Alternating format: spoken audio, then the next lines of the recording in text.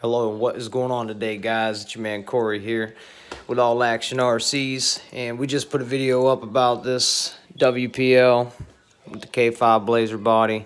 I was changing the wheels back to stock because I already got them cut out, and I've soaked them in WD-40, made them a little softer. It actually doesn't do bad, and they just look a little bit more scaly, and it just looks like it makes more sense. Plus, I painted them chrome, and did up the little lug nuts there at the center axle.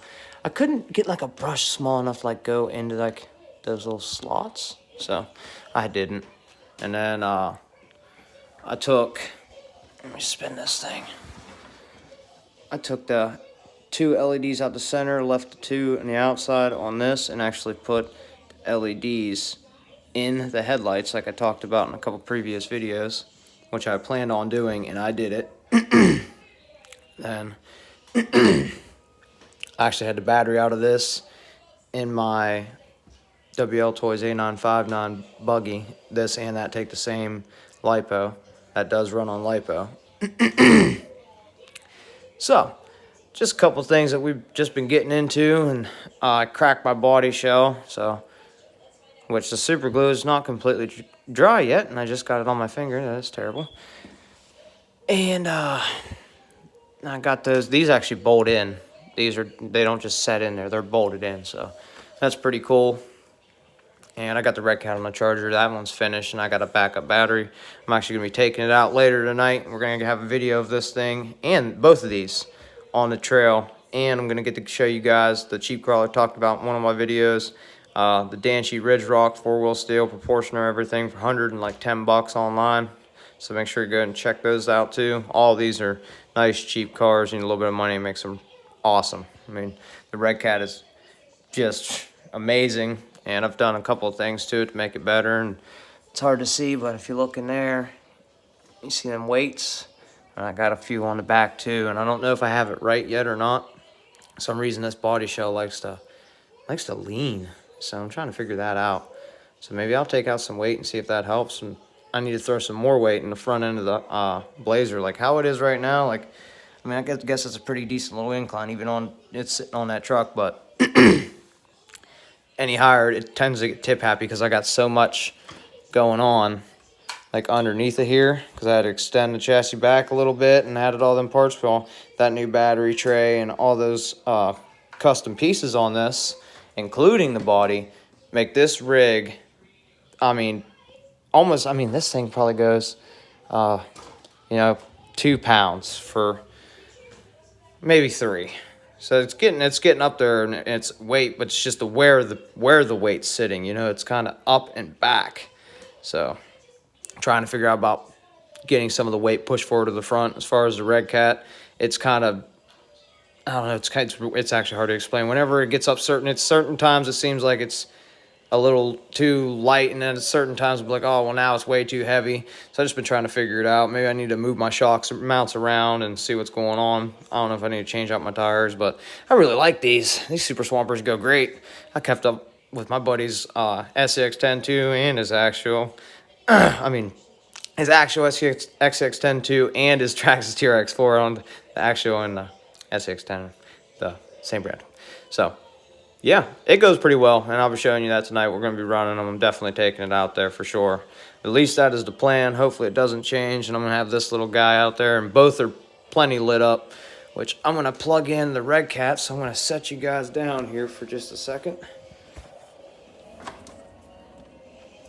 And we'll get this plugged in here. Sadly, I don't have like a mount for my phone, so I can't just like hold it up, but okay. There we go. Now the RedCat's plugged in. I'll show you what it looks like. I don't got it plugged in all the way.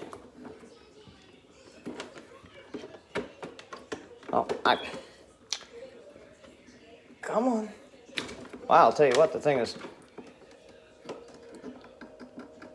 not want to plug in. There we go. Okay. Now, she's all plugged up. Of course, I'll have that wire tucked in. I'll just have it like that for presentational purposes. Come on, where are you? There we go. Now check that thing out. I'll throwing the WPL off of there. But yeah, now that's way better. So now the RedCat Gen 7 is out here with real LEDs in its headlights and its lower bumper lights. Of course, you see everybody knows that I got, well, what, 2, 4, 6, 8, 10. I got 12 lights on that truck. Got 4 LEDs in the back, and if you can't tell, those are really, really bright. And if you've watched the videos prior to this, you know this truck can see with red behind it, at least 5 to 6 feet behind this truck with red lights. I love this thing. I'm not even gonna have to upgrade to a better truck. I can make this thing just as good as all the other ones. There's no point. I'm changing the body out. This thing will have just a couple of RedCat parts on it but honestly when I'm done with it. So it's gonna be a complete custom rig. It won't even be a RedCat anymore come a couple months from now. This thing got a big step coming next after all this. And so does that. That already has, you know, Traxxas receiver. It's got the Traxxas steering servo in it, aftermarket ESC. It's got all kind of stuff. I mean, the body and everything. I mean, it's not even a WPL really anymore. I just put it up there just for something people to go off of what it's began as. It's a WPL chassis. Everything else is different besides the axles on it, and I put the WPL tires on, which I'm going to find tires that go right on in those axle hubs. That's why in the video before this, we had like those little those spacers where they had to go over those axle studs, so they had the conversion onto that hex nut. But it worked out, so just wanted to talk to you guys about it because I had music behind the other one. That way you could just listen to music while I was putting the tires on it. But I wanted to talk about it a little bit and show you what I've actually been doing with the RedCat. That way I could see a little bit better at night. I could see good before, but you know, they were all so low. I want one to look right in front of it and one to look past that. And then of course I got my my rack up here that's going to be looking past that, so I'll be well lit up, and that's what I was looking for. Now I got it.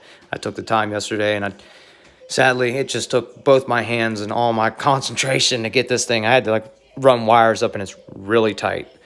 I had a lot of room bringing them all down to here, but now that they're all up in a different direction, yeah, so I basically got to unplug the headlights and stuff if I want to take the body shell off. Replacing the battery, and it's a pain in the butt now, but it's super cool. I'm just going to extend the wires it needs 2 inches and it'll be perfect.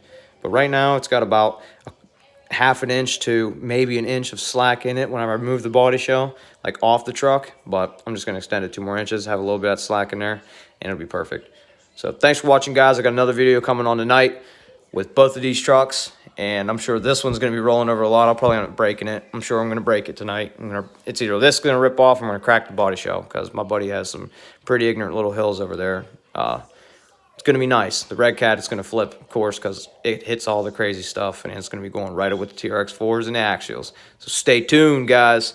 Thanks. Like, subscribe to the channel. Doesn't cost you a thing, just lets you get updated with all the cool stuff we got going on over here. Finally, I'm going to be able to go out and get this thing going for a rip, hopefully in the daylight. But night's fine too. We're well lit up for it. And then we will be back.